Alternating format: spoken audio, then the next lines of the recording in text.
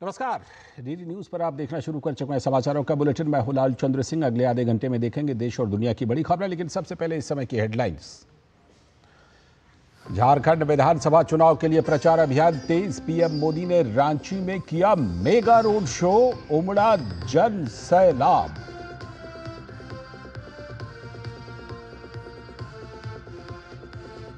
प्रधानमंत्री नरेंद्र मोदी ने झारखंड के बोकारो और गुमला में विशाल जनसभा को किया संबोधित। भ्रष्टाचार पर प्रहार करते हुए जनता को एकजुट रहने का दिया संदेश।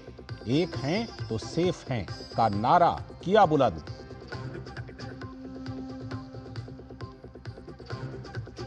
महाराष्ट्र चुनाव के लिए महायुति और महाविकास आघाड़ी ने झोंकी ताकत। अमित शाह ने अमरावती, बुल्ढाना और रावेर में की ताबड़तोड़ जनसभा।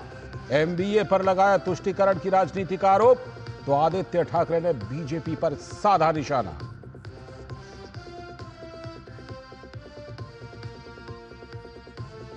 महाराष्ट्र के लिए बीजेपी का संकल्प पत्र। महिला, युवा, किसान समेत हर वर्ग का रखा विशेष ख्याल।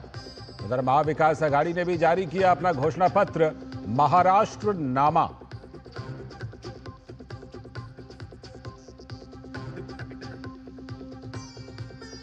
और मेक्सिको में क्वेरेटारो शहर के एक बार में हमलावरों की अंधाधुंध फायरिंग, 10 लोगों की मौत, 10 घायल।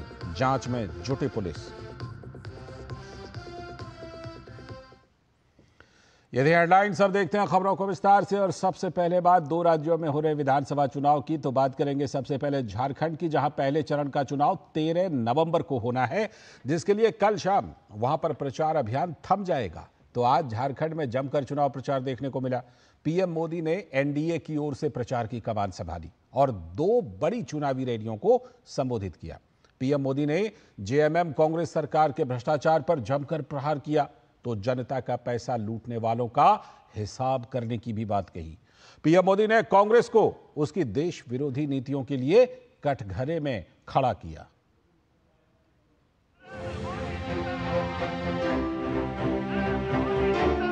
प्रधानमंत्री नरेंद्र मोदी रविवार को झारखंड पहुंचे तो इंडी गठबंधन पर जमकर बरसे। प्रधानमंत्री नरेंद्र मोदी ने पहली सभा बोकारो में की तो राज्य की जेएमएम सरकार के भ्रष्टाचार को जनता के सामने रखा।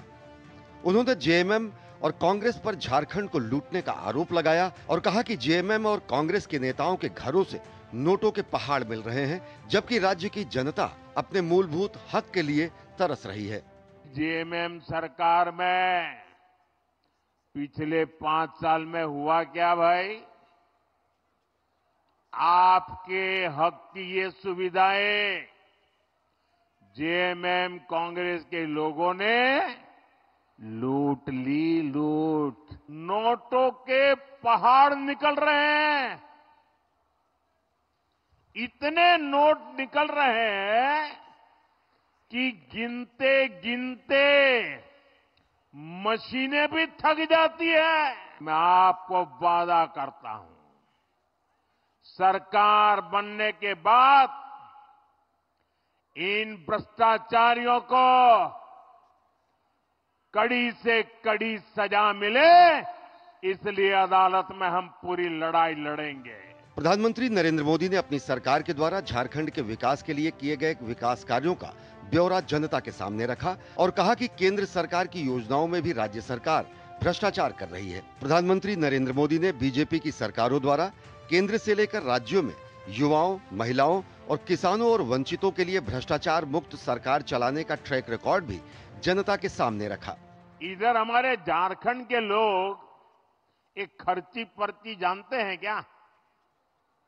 हरियाणा में खर्ची पर्ची का मतलब ये होता है, जब तक नोटों का बंडल नहीं देते, खर्ची नहीं करते, नौकरी नहीं मिलती। और पर्ची का मतलब है, जब तक कोई बड़ा नेता पर्ची लिख करके नहीं देता, आपकी दाल गलती नहीं है। हमने एक खर्ची और पर्ची दोनों को दफना दिया है। हम झारखंड में भी यही करेंगे मेरे नौजवानों। प्रधानमंत्री नरेंद्र मोदी ने कांग्रेस पर आरोप लगाया कि वो एससी, एसटी और ओबीसी समाज को हमेशा बांटने का काम करती है। जब से देश के दलित, पिछड़े और आदिवासी समाज के लोग एकजुट हुए हैं तो कांग्रेस घबरा गई है। गुमला में रैली में प्रधानमंत्री नरेंद्र मोदी ने कहा कि झारखंड की रोटी, बेटी और माटी के सम्मान को बचाने और घुसपैठियों को राज्य में आने से रोकने के लिए भाजपा सरकार जरूरी है। झारखंड में घुसपैठ रोकने के लिए यहां भाजपा सरकार चाहिए। झारखंड की पहचान को बचाने के लिए यहां भाजपा सरकार चाहिए। नौजवानों को नौकरी मिले, महिलाओं को सुरक्षा मिले, आदिवासी, ओबीसी और दलितों की पहली पसंद भाजपा है, एनडीए है। प्रधानमंत्री नरेंद्र मोदी ने भाजपा की सरकारों द्वारा जनजातीय समाज के नायकों के सम्मान में किए गए कामों को गिनाया तो महिलाओं के लिए सामाजिक योजना के आंकड़ों को भी जनता के सामने रखा। गुमला से अजीत द्विवेदी और बोकारो से कुमार आलोक के साथ ब्यूरो रिपोर्ट, डीडी न्यूज। तो प्रधानमंत्री नरेंद्र मोदी ने झारखंड में बीजेपी के प्रचार को धार देते हुए रांची के ओटीसी मैदान से न्यू मार्केट चौक तक रोड शो भी किया। इस दौरान उनकी एक झलक पाने के लिए जन सैलाब उमड़ पड़ा। सड़क के साथ ही छतों पर भी बड़ी संख्या में लोग मौजूद रहे, जिन्होंने हाथ हिलाकर पीएम मोदी का अभिवादन किया। पीएम के साथ रोड शो में रांची से प्रत्याशी सीपी सिंह और हटिया के प्रत्याशी नवीन जायसवाल भी मौजूद रहे।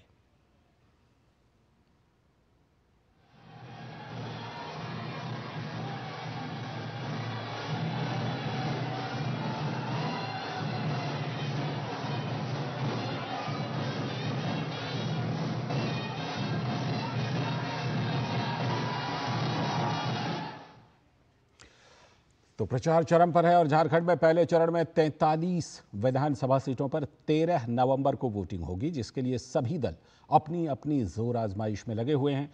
सभी दलों के स्टार प्रचारकों ने झारखंड में आज जमकर प्रचार किया, तो जनता से अपने लिए वोट भी मांगे। कैसा रहा आज का झारखंड में प्रचार, देखिए ये खास रिपोर्ट। विधानसभा के लिए चुनाव प्रचार जोरों पर है। सभी दलों ने प्रचार में अपने स्टार प्रचारकों को मैदान में उतार दिया है।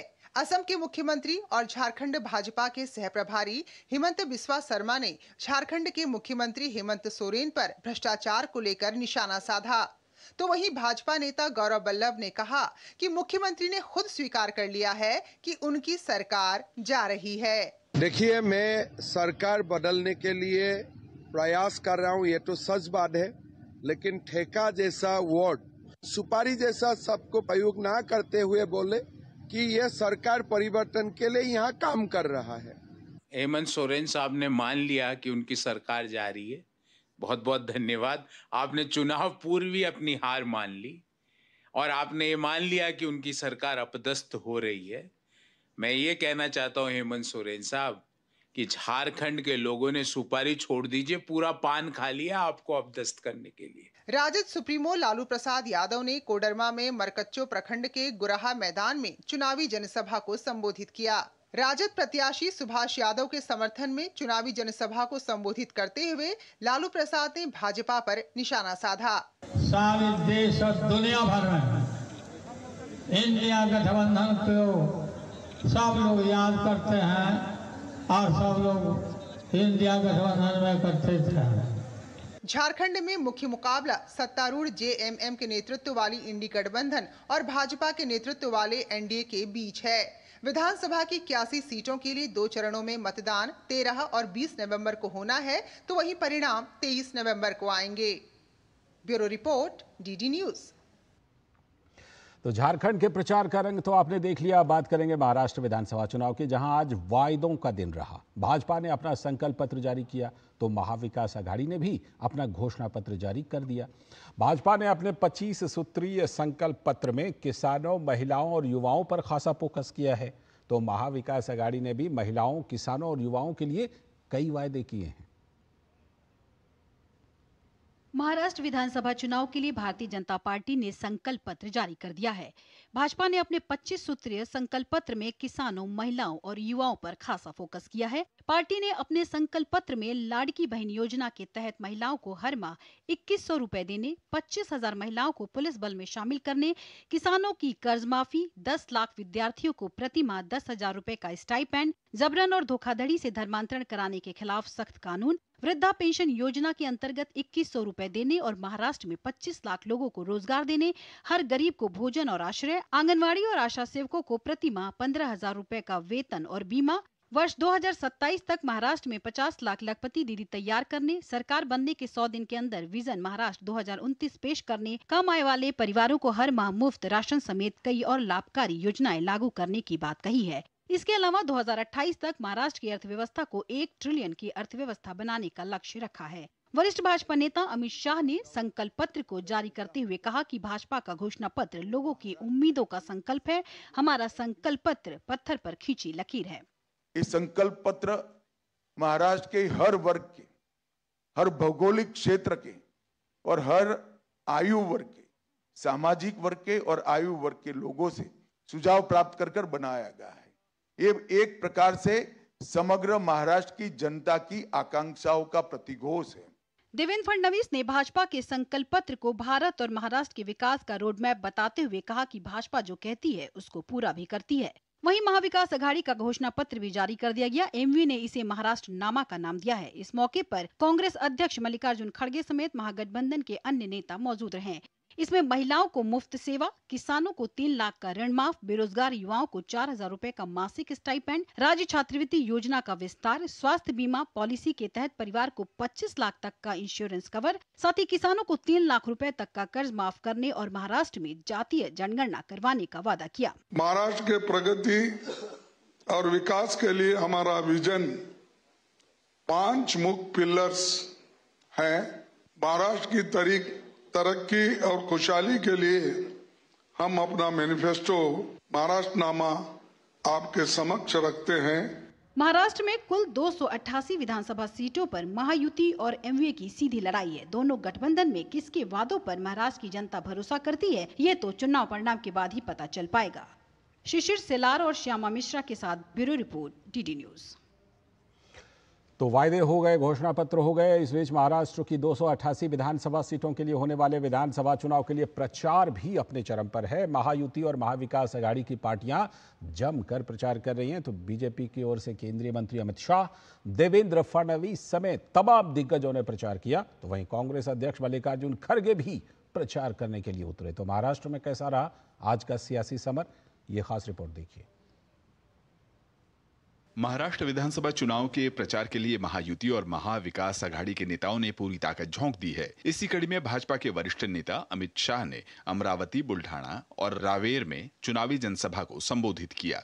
अमित शाह ने महाविकास अघाड़ी पर निशाना साधते हुए कहा कि ये लोग चुनाव में बहुत सारी गारंटी देते हैं लेकिन उसको पूरा नहीं करते।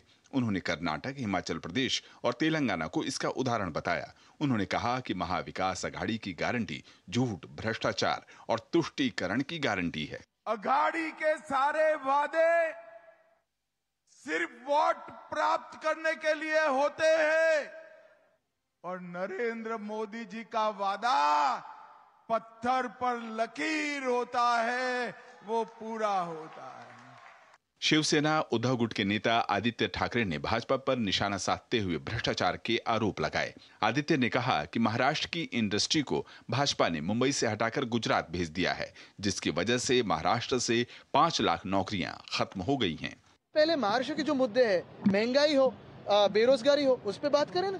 बीजेपी कभी चांद की कुछ बात करेगी, कभी मंगल की कुछ बात करेगी, ठीक है, ये सब तो करिए, लेकिन महाराष्ट्र की बात कीजिए।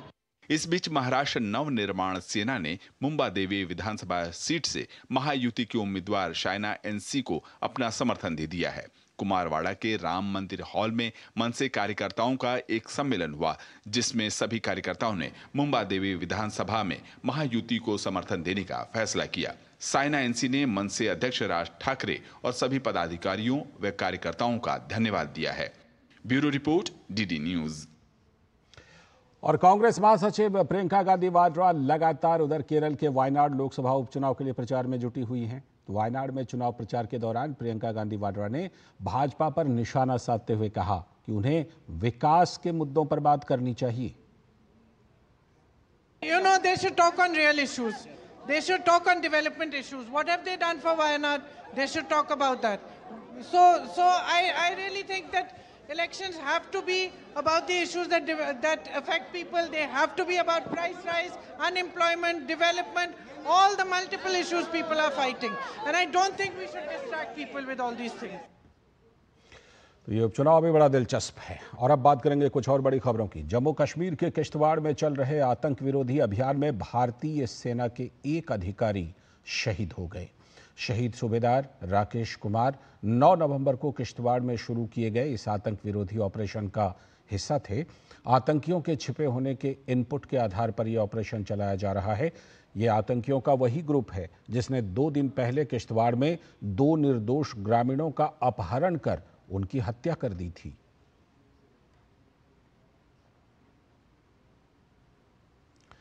अगली खबर, तमिल फिल्म उद्योग के जाने माने अभिनेता थिरु दिल्ली गणेश का 80 वर्ष की आयु में चेन्नई में निधन हो गया है।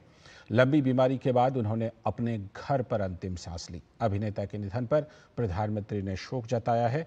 प्रधानमंत्री ने सोशल मीडिया प्लेटफॉर्म एक्स पर लिखा, दिग्गज फिल्मी हस्ती थिरु दिल्ली गणेश जी के निधन से बहुत दुखी हूं। उन्हें शानदार अभिनय का वरदान प्राप्त था। उन्हें हर भूमिका में गहराई लाने और विभिन्न पीढ़ियों के दर्शकों से जुड़ने की उनकी क्षमता के लिए हमेशा याद किया जाएगा। उन्हें थिएटर का भी बहुत शौक था। उनके परिवार और प्रशंसकों के प्रति मेरी संवेदना है। ओम शांति।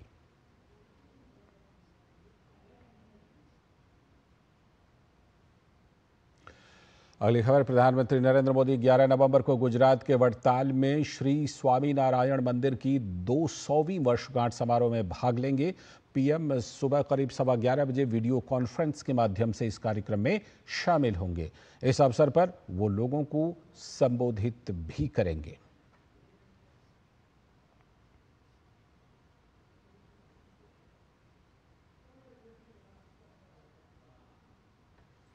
और अब बात कचरे से कंचन की। विशेष स्वच्छता अभियान के दौरान कबाड़ निस्तारण से 2364 करोड़ रुपए के राजस्व मिलने को प्रधानमंत्री ने सराहनीय बताया है। प्रधानमंत्री ने अपने सोशल मीडिया प्लेटफॉर्म एक्स पर केंद्रीय कार्मिक राज्य मंत्री जितेंद्र सिंह का पोस्ट साझा करते हुए कहा, प्रशंसनीय, कुशल प्रबंधन और सक्रिय कार्रवाई पर ध्यान केंद्रित करने से इस प्रयास के अच्छे परिणाम मिले हैं। यह दर्शाता है कि कैसे सामूहिक प्रयासों से स्वच्छता और आर्थिक विवेक दोनों को बढ़ावा देकर स्थायी परिणाम प्राप्त हो सकते हैं।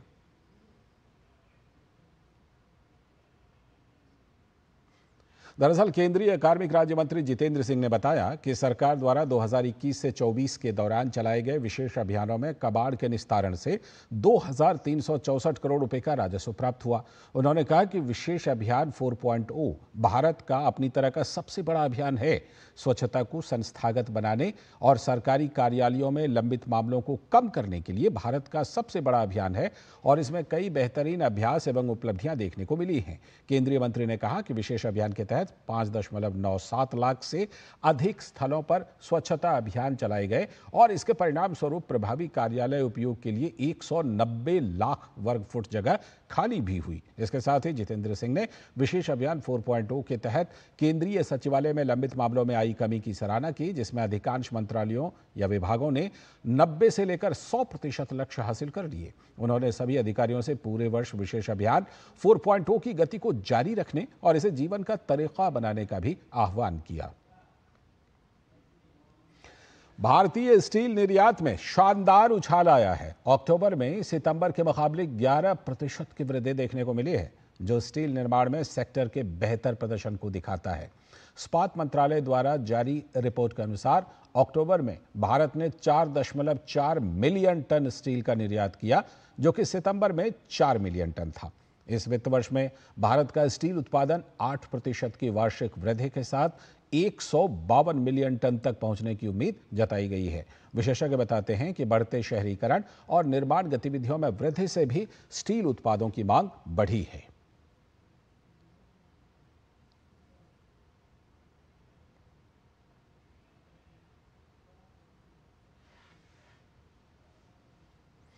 अब बात स्वच्छ पर्यावरण की। देश में इलेक्ट्रिक व्हीकल को बढ़ावा देने के लिए सरकार की नीतियां सफल साबित हो रही हैं। पर्यावरण अनुकूल इलेक्ट्रिक व्हीकल के जरिए प्रदूषण को कम करने में भी मदद मिलेगी। सरकार की इस पहल का उद्देश्य स्वच्छ और बिजली चालित परिवहन की ओर भारत की यात्रा को गति देना है। देश में इलेक्ट्रिक वाहनों की बिक्री बढ़ाने और इसे अपनाने को प्रोत्साहन देने के लिए सरकार की तरफ से लगातार प्रयास किया जा रहा है, जिस वजह से बीते कुछ महीनों के दौरान इलेक्ट्रिक वाहनों की बिक्री में जबरदस्त उछाल देखने को मिला है। ईवी के जरिए कैसे बेहतर सड़क, हवा और बेहतर पर्यावरण का निर्माण किया जा सकता है, इसी को लेकर एक कार्यक्रम का आयोजन किया गया, जिसमें केंद्रीय मंत्री मनोहर लाल ने इलेक्ट्रिक वाहनों की रैली को हरी झंडी दिखाकर रवाना किया और कहा कि सरकार की इस पहल का उद्देश्य स्वच्छ और बिजली चालित परिवहन की ओर भारत की यात्रा को गति देना है। ऐसा मैं कहूँगा कि नोबल कॉज के लिए जो ईवी सर्विसेज नाते से कार्यक्रम ब्रीद नाम से शुरू किया गया है, इसका बहुत लाभ खास करके दिल्ली जैसे शहर में इसकी बड़ी आवश्यकता थी और इसको सबसे पहले चरण में हम जितने सरकारी व्हीकल्स हैं, अफसरों की गाड़ियां हैं, हमारे कर्मचारियों के जो वाहन हैं और भी जो उपयोग आने वाले वाहन हैं, उनको सबको ईवी सर्विसेज पर लाएंगे ताकि प्रदूषण में कमी लाई जा सके। केंद्र सरकार की इलेक्ट्रिक मोबिलिटी प्रमोशन स्कीम यानी EMPS और PM E-ड्राइव योजनाओं जैसी पहलों के माध्यम से इस वित्त वर्ष यानी 2024 और 25 में इलेक्ट्रिक टू व्हीलर्स की बिक्री बढ़कर 5,71,411 यूनिट हो गई है। इस दौरान ई रिक्शा और ई कार समेत इलेक्ट्रिक थ्री व्हीलर्स की बिक्री 1164 यूनिट तक पहुंच गई है, जबकि L5 कैटेगरी में इलेक्ट्रिक थ्री व्हीलर्स की बिक्री 71,501 यूनिट तक पहुंच गई है। आने वाले समय में योजनाओं के चलते इलेक्ट्रिक वाहनों की बिक्री में और भी इजाफा होने की उम्मीद है। केंद्र सरकार के जितने भी स्कीम्स हैं वो पब्लिक ट्रांसपोर्ट सिस्टम्स को सपोर्ट कर रही हैं, इसलिए PM E bus Sewa, payment security mechanism, national electric bus program, PM e drive, PLI scheme, तमाम तरह के सबों का प्रेशर यही है कि धीरे धीरे लोग जो हैं उस ओर पब्लिक ट्रांसपोर्ट की ओर बढ़े। कार्यक्रम के दौरान केंद्रीय मंत्री मनोहर लाल ने इलेक्ट्रिक ट्रैक्टर को भी चलाकर देखा। इलेक्ट्रिक वाहन जहां पर्यावरण अनुकूल हैं, वहीं इनके जरिए प्रदूषण को कम करने में भी इनकी भूमिका कारगर साबित हो सकती है। उम्मीद है कि आने वाले समय में इको फ्रेंडली इलेक्ट्रिक वाहन हर तरीके से हर किसी की उम्मीदों पर खरे उतरते नजर आएंगे और भारत अपने इलेक्ट्रिक वाहनों के बाजार को बढ़ाते हुए नजर आएगा। Mukul Sharma, DD news, Delhi. अगली खबर नई दिल्ली के विज्ञान भवन में आयोजित Maharaja Agrasen technical education society की रजत जयंती समारोह के समापन पत्र में उपराष्ट्रपति जगदीप धनखड़ शामिल हुए और युवाओं का उन्होंने मार्गदर्शन किया। नई दिल्ली के विज्ञान भवन में Maharaja Agrasen technical education society के रजत जयंती समारोह के समापन सत्र का आयोजन हुआ। उपराष्ट्रपति जगदीप धनखड़ ने कार्यक्रम का विधिवत उद्घाटन किया और विद्यार्थियों का मार्गदर्शन किया। उन्होंने कहा कि भारत के संस्थान कैसे विश्व के टॉप रैंकिंग वाले संस्थान बन सकते हैं, इस पर विचार करना चाहिए। शोध और अनुसंधान को बढ़ावा देने में उद्योग समूहों को वित्तीय मदद करनी चाहिए। ब्लू इकोनॉमी, स्पेस इकोनॉमी जैसे कई विकल्प हैं जिनमें युवा अपना भविष्य संवार सकते हैं। You are in a Bharat that is performing admirably in sea, on land, in sky and in space. You have blue economy in sea. It offers you vistas of opportunities. Same about space economy. We are amongst few nations to focus on that. But it can fructify only with sharpened, skilled human resource. Maharaja Agrasen technical education society एक स्वयंसेवी संस्था है जो शिक्षा और स्वास्थ्य के क्षेत्र में अग्रणी भूमिका निभा रही है। मेट्स के संस्थापक अध्यक्ष डॉक्टर नंदकिशोर गर्ग ने कहा कि संस्थान का लक्ष्य प्रधानमंत्री के संकल्प को सिद्ध करने के लिए परमार्थ भावना से काम करना है। कार्यक्रम में मुख्य अतिथि IP विश्वविद्यालय के कुलपति डॉक्टर महेश वर्मा ने भी संस्थान के योगदान को सराहा। भारत के प्रधानमंत्री की सोच है कि 70 साल से ऊपर के नागरिकों को स्वास्थ्य सेवाएं सुलभ हों, पूरे ढंग से हों। उसके लिए हम एक 200 बेड का हॉस्पिटल, जिसमें 100 बेड हम रिजर्व करेंगे। प्रधानमंत्री की इच्छा है 75,000 नई मेडिकल सीटें जोड़ने की, उसमें 150 सीटें का योगदान हमारी ये संस्था भी करेगी। विकसित हो रही टेक्नोलॉजी और एजुकेशन हमारे सामने बहुत सारे अवसर भी लेके आती है और साथ ही साथ बहुत सी चुनौतियां भी प्रस्तुत करती हैं। तो हमें सबको इस परिवर्तन को अपनाना जारी रखना है और हम सुनिश्चित करें कि हम अपने छात्रों को बदलती दुनिया में आगे बढ़ने के लिए आवश्यक कौशल और ज्ञान प्रदान करते रहेंगे। उपराष्ट्रपति ने युवाओं से स्वदेशी का मूल मंत्र अपनाने और सामाजिक समरसता बनाए रखने का आह्वान किया। उन्होंने कहा कि भारत जल्द ही दुनिया की तीसरी सबसे बड़ी अर्थव्यवस्था बनेगा और इसमें युवाओं की महत्वपूर्ण भूमिका होने वाली है। Doctor Chandrashekhar, DD news. और अब अंतर्राष्ट्रीय जगत से एक बड़ी खबर, हादसे की खबर। मैक्सिको के क्वेरेटारो शहर के एक बार में हुई अंधाधुंध फायरिंग में 10 लोगों के मारे जाने की खबर है। क्वेरेटारो के सार्वजनिक सुरक्षा सचिवालय के प्रमुख जुआन लुइस फेरुस्का ने सोशल मीडिया पर पोस्ट में कहा कि कम से कम 4 हमलावर एक पिकअप ट्रक में सवार होकर आए और बार के अंदर गोलीबारी शुरू कर दी। इस हमले में 10 लोगों के मारे जाने की खबर है और 10 लोग घायल भी हुए हैं। फेरुस्का ने बताया कि एक संदिग्ध को हिरासत में लिया गया है। घायलों को इलाज के लिए अस्पताल में भर्ती करा दिया गया है। पुलिस ने भी मामले की जांच शुरू कर दी है। इस बुलेटिन में फिलहाल इतना ही, लेकिन DD न्यूज पर खबरों और कार्यक्रमों का सिलसिला लगातार जारी। हमें दीजिए अनुमति। नमस्कार।